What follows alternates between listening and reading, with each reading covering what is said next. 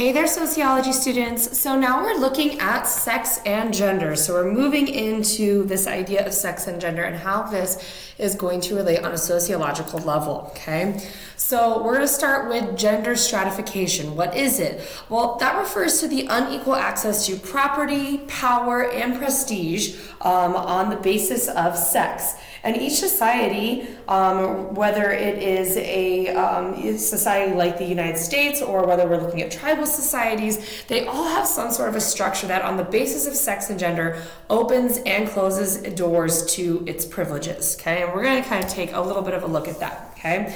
So first off, before we get into that, I want to make sure that you understand the difference between sex and gender. Sex is the biological distinctions between males and females, okay? This consists of both primary and secondary sex characteristics. Gender, however, is what society considers proper behaviors and attitudes for its male and for its female members. So sex are the physical distinguishing features, things that distinguish males from females, and gender refers to what people call masculine or feminine, okay?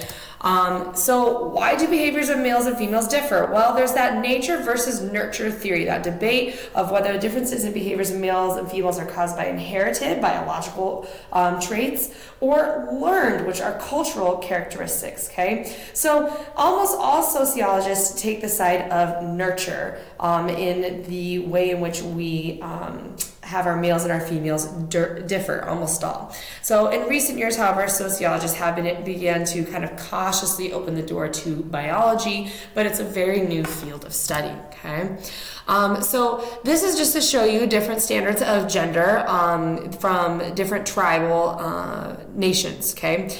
Because that's going to be something that we talk about as we go throughout this lesson, okay?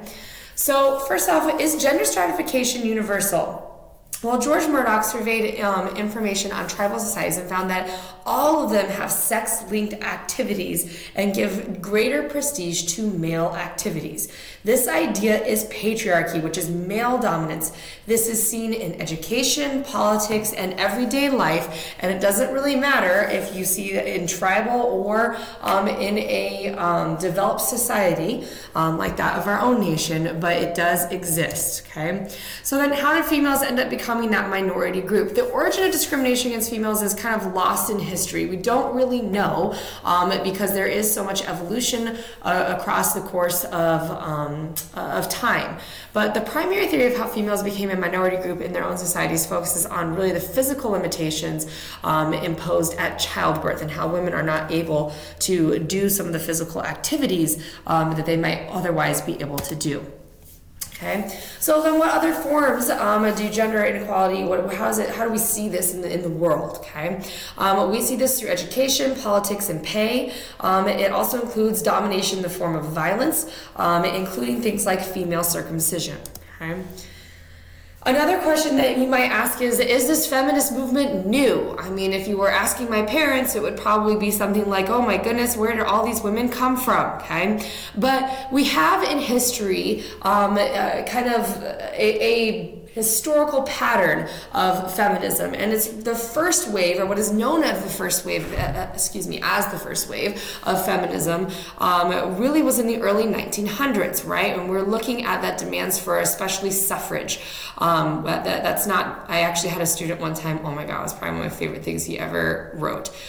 He said he didn't believe in women's suffrage because he didn't want for women to suffer, because that's just not very kind, and I just had to laugh. And then we talked about it the next day. Suffrage is being able to vote, but whatever, okay? And in this first wave, they were met with hostility and violence. The second wave began in the 1960s, and I think it really does continue on today.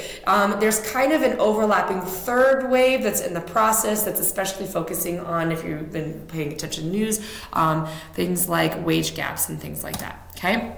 So when we think of first wave, you probably think of something like this, okay?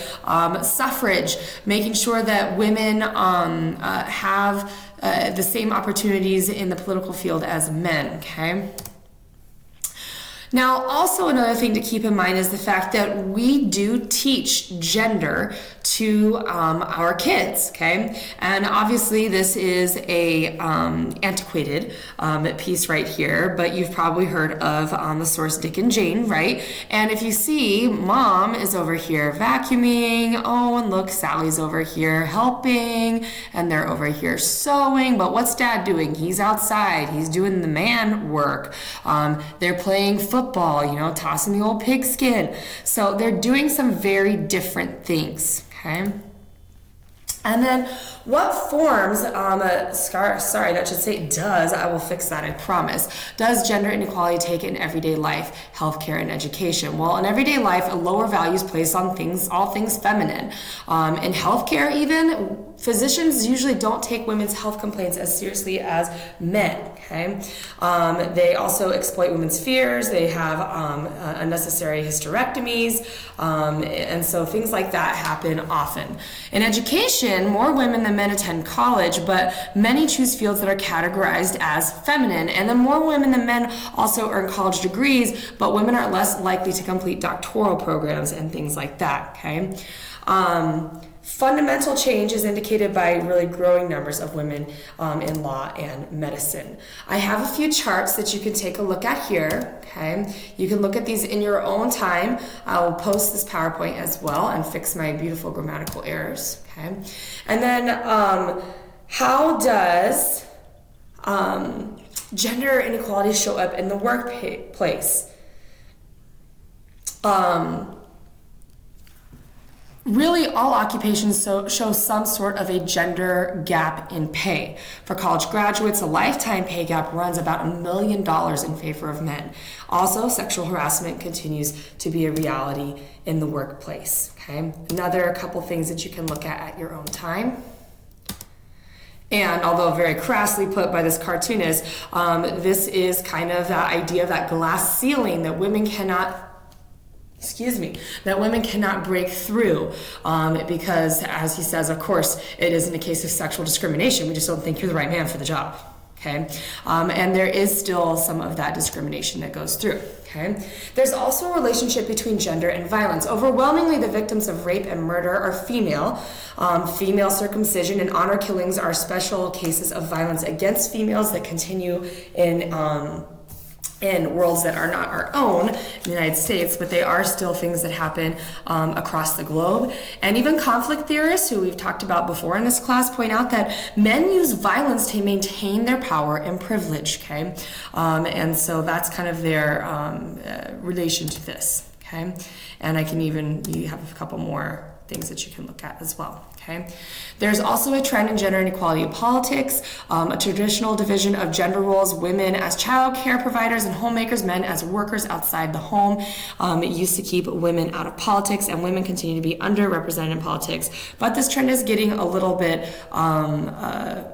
I don't know, a little bit better. I mean, if you think about it in terms of our very recent election that's coming up, although recording this is probably going to date this, but we have in the state of Arizona 2 Senate possible, Sinema or McSally, and both are women. So this is a huge step for Arizona in terms of having a female representative for our Senate, okay? And you can look at that as well.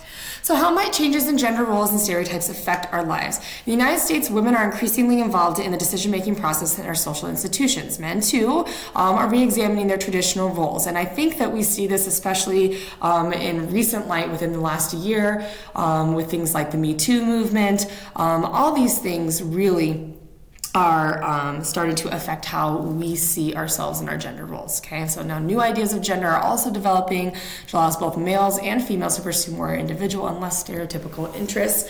And I think we're on our way to more equality in general, okay? That's it, my fine friends. Thank you for sticking with me for a really quick 10-minute lecture on all things sex and gender. Talk to you later.